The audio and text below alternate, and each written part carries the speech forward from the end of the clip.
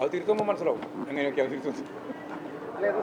അല്ലാണ്ട് നമ്മൾ സമ്മേളനം വിളിച്ചു ചേർക്കുന്നത് തന്നെ, സമ്മേളനം എന്ന് പറഞ്ഞാൽ ഈ എക്സ്റ്റൻഡ് കമ്മിറ്റി വിളിച്ചു ചേർക്കുന്നത് തന്നെ ഇതിൽ ഓരോന്നിലും എന്തെന്ത് മാറ്റം വേണമെന്നതിനെപ്പറ്റി ആലോചിക്കാനാണ്. അങ്ങനെ ആലോചിച്ച് ഈ പറഞ്ഞ എല്ലാ തരം അവിടെ മുഴുവൻ പറഞ്ഞിട്ടുണ്ടല്ലോ, വെബ്സൈറ്റിൽ മുഴുവൻ പറഞ്ഞിട്ടുണ്ട്, ഞങ്ങളും പറഞ്ഞിട്ടുണ്ട്, ഞങ്ങൾ സ്വയം വിമർശനപരമായിട്ടുണ്ട്, അവർ വിമർശനപരമായിട്ട് പറഞ്ഞിട്ടുണ്ട്. അതാണ് ഇതിൽ വ്യത്യാസത്തിൽ.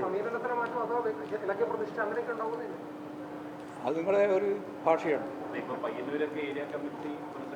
ശുദ്ധ അസംബന്ധം പറയുന്നതാണെന്ന് നിങ്ങൾ കുറേ ചാനലുകാരും കുറേ പത്രക്കാരും കൂടി ചേർന്ന് ഇല്ലാതെ കഥ ഉണ്ടാക്കി പറഞ്ഞുകൊണ്ടിരിക്കുകയാണ്. അവിടെ പയ്യന്നൂരിൽ ഒരിളക്കി പ്രതിഷ്ഠയും തീരുമാനിച്ചില്ല. ആവശ്യമായ നിലപാട് പാർട്ടി തീരുമാനിക്കും.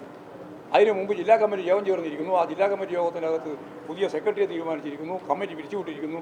ശുദ്ധ അസംബന്ധം എന്തും പറയാൻ യാതൊരു മടിയില്ലാതെ നിങ്ങളെ പറ്റിയല്ല എന്താ ഞാൻ പറയാ. കഴിഞ്ഞ സർക്കാരിന്റെ കാലത്ത് അന്ന് മുഖ്യമന്ത്രിയായിരുന്ന പിണറായി വിജയൻ പാർട്ടി സമ്മേളനത്തിന് ഹെലികോപ്റ്ററിൽ പോയി എന്നുള്ളൊരു ആരോപണം മുഖ്യമന്ത്രി പറഞ്ഞു.